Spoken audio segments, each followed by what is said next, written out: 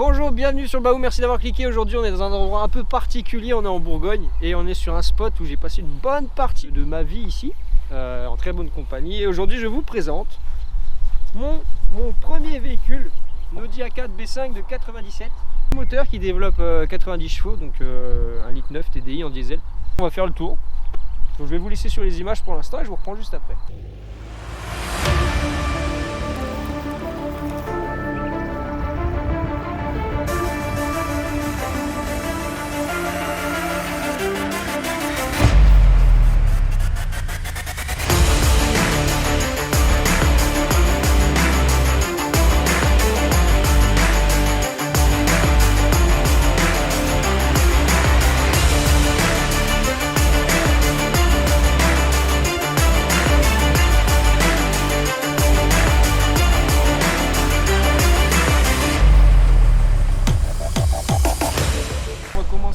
Par la carrosserie, c'est en partie pour ça que quand j'ai essayé de la vendre, elle n'est pas partie. Elle est relativement bosselée, il y a 2-3 pépins à droite à gauche. On a un pet là, ça c'était pour le boulot. Ça c'est parce que je l'avais rabaissé en fait, et pour une meilleure tenue de route. Malheureusement dans l'Oise, il y a des réhausseurs partout, du coup ça baignait et ça enculait tout le temps le bas de caisse dès que je touchais un réhausseur. Du coup en fait ça a été agrafé 20 000 fois, c'est un peu dommage mais bon. Ça reste quand même... ça tient pour l'instant. Ça c'est un défaut de peinture. De base, quand on l'a eu, elle était déjà d'occasion. Au niveau des feux, j'avais passé le clignotant en Angelize. J'avais prévu de passer aussi les feux en Angel, mais un peu trop cher par rapport à ce que j'avais comme moyen à l'époque. Je dis pas que je suis riche maintenant, attention. Attention, il n'y a pas de YouTube Money encore. Il ment, il est pété de thunes. Regardez mes belles lunettes, c'est lui qui me les a offertes. C'est marqué FFF dessus. FFV, vous voulez.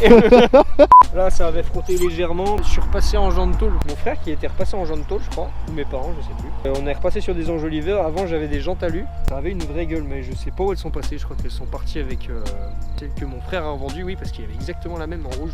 C'était une phase 1 aussi, mais avec des options différentes. On peut remarquer qu'il y a toujours un rétroviseur qui est vachement plus petit. C'est très ancien de faire ça. C'est vous mettez le minimum du côté où il n'y a pas besoin. Limite il n'y en a pas, tu l'enlèves, c'est pareil, tu vois.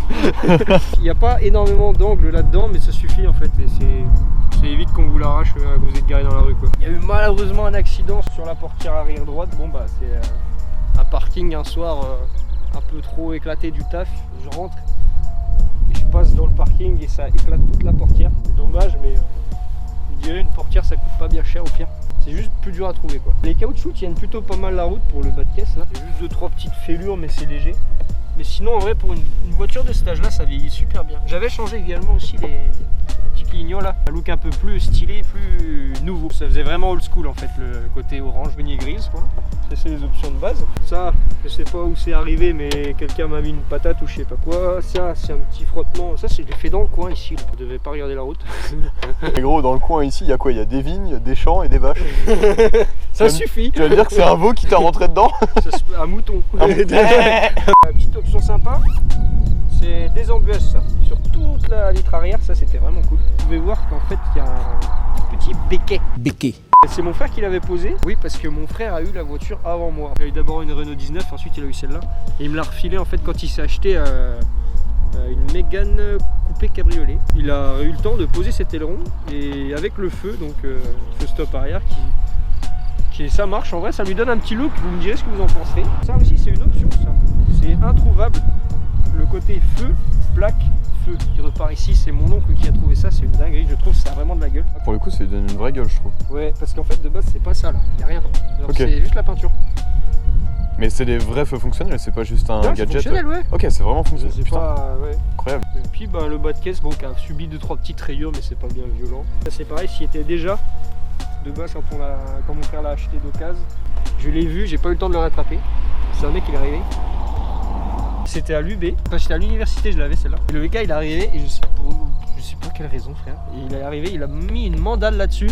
J'étais beaucoup trop loin pour en fait aller le chercher. Du coup j'ai une vieille bosse là.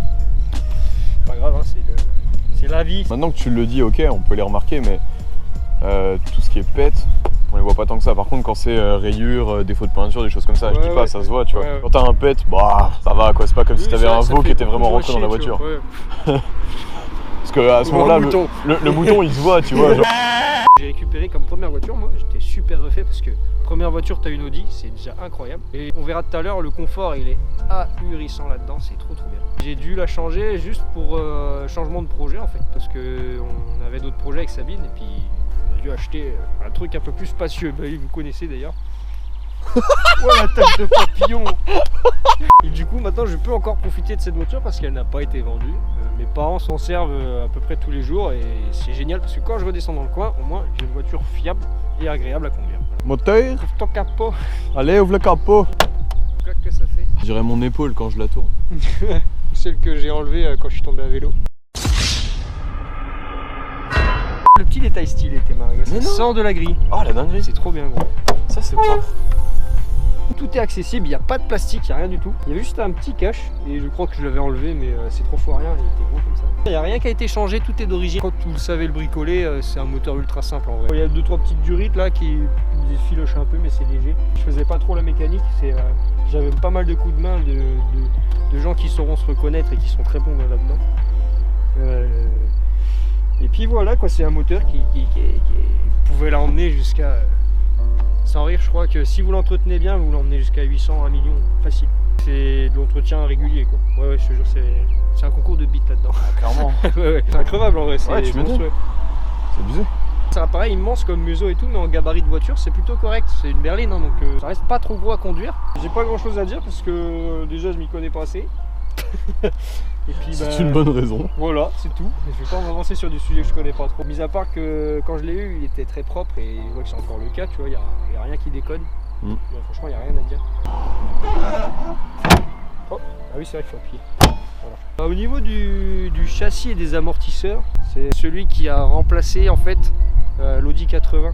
En gros, c'est sa grande sœur et c'est un super bon châssis, ultra fiable et tout, il n'y a pas de rouille. J'ai choisi de mettre des combinés filetés et en fait je l'avais vachement rabaissé et c'est pour ça en partie qu'elle touchait le sol. Mon père l'a relevé légèrement et la tenue de route elle est incroyable. Faut pas la mettre haute en fait, si vous la rabaissez c'est une dinguerie. Voilà, sinon tenue de route folle. Comment il a voile lui? Ouais. Oh là. Je sais pas si on le verra mais... C'est la petite moto là. Viens donc, monte. Viens. J'ai un truc à te montrer. Allez, viens. Suis-moi. Viens. Petit intérieur en cosy quoi. Vous pouvez voir que pour l'époque c'est ultra quali, tout est dans les grilles, dans les grilles claires, noires. C'est super bien fini en fait. On a les finitions bois. Il y avait d'autres packs qui avaient d'autres finitions. La position de conduite elle est incroyable. Couché comme as là. Et on fait des bandes mais tranquille. Je vous cache pas qu'au bout de 500-600 km, parce qu'elle en a vu du pays, celle-là elle est vraiment allée partout. On a fait toute la France avec cette voiture. Et jamais on a eu d'emmerde.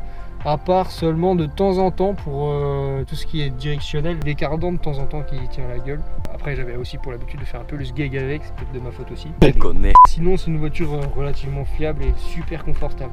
J'ai vraiment changé parce que je changeais de projet quoi. Financièrement ça reste comme une Audi donc les pièces c'est pratique d'avoir les bons plans pour ça ou sinon il faut avoir le budget qui suit parce que ça reste Audi quand même quoi. Et on approche de la voiture de collection maintenant avec avec l'âge qu'elle a. Ouais. Ah ouais? Ouais bah oui. Non elle est vraiment propre. Moi j'avoue que gros kiff pour la console et les finitions bois. Ouais. Ah ouais.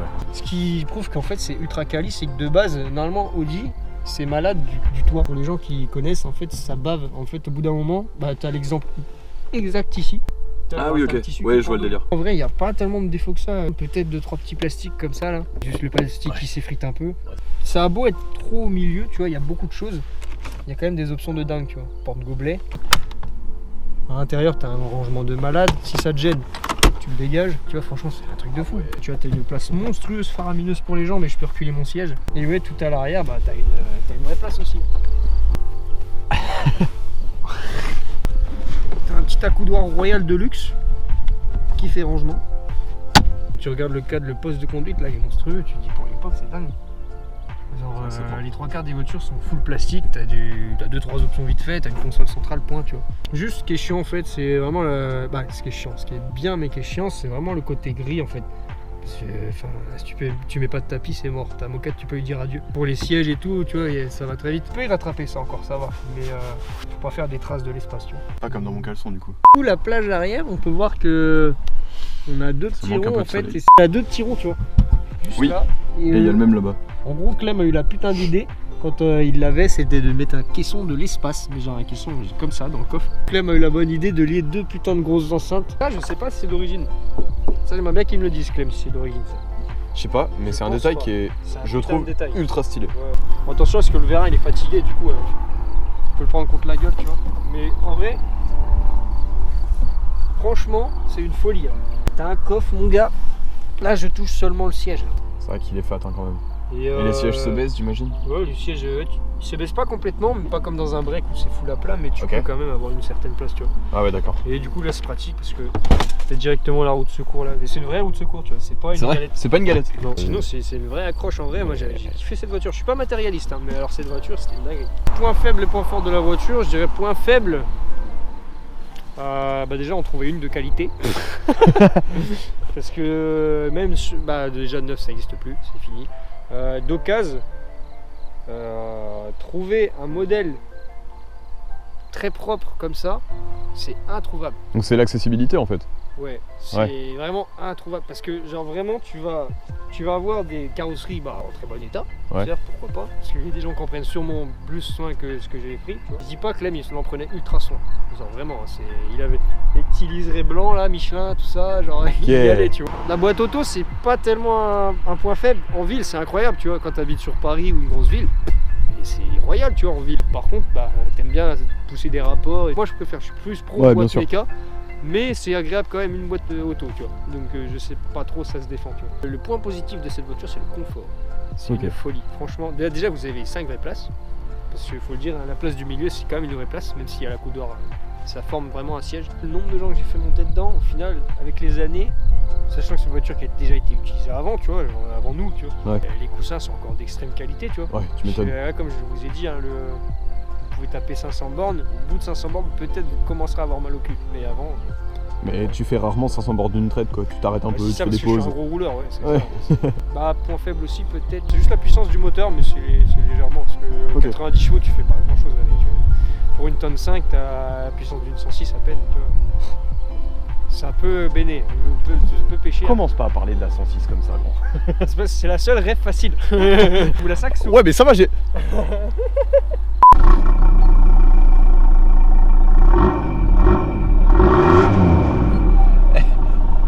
Tu sais que tu peux lui dire d'arrêter de chuchoter, hein, c'est bon, elle a le droit de faire du bruit. Hein. Wesh. Bah voilà, on est parti pour un tour de France. Déjà, tu sens même pas le ballon, t'as pas de roulis. Oui, non, c'est vrai. Comme nos d'autres caisses où en fait tu vas vite te sentir balancer. Oui, tu vas sentir plus de poids sur, sur un côté des roues que sur l'autre. T'es vraiment colossal.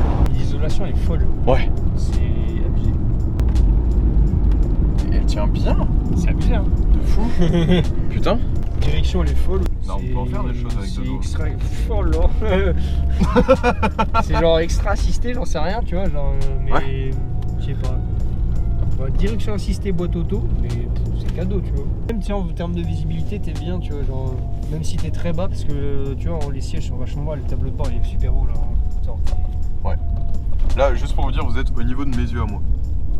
Alors, je sais pas si ça a le même rendu à la GoPro, j'en sais rien, ça se trouve ce plan est éclaté, mais... Tu vas connaître sa voiture, le capot il est assez long en plus, du coup, mais tu le vois pas forcément, tu vas vraiment être là pour le voir. La question c'est est-ce qu'on va se faire coller au siège? Non, pas du tout. Non, honnêtement, ça envoie pas dans l'espace, tu vois. Ça satellise pas. Ça satellise? Ouais, non, ça satellise pas du tout. Ah ouais? T'as un petit push, c'est léger, tu vois.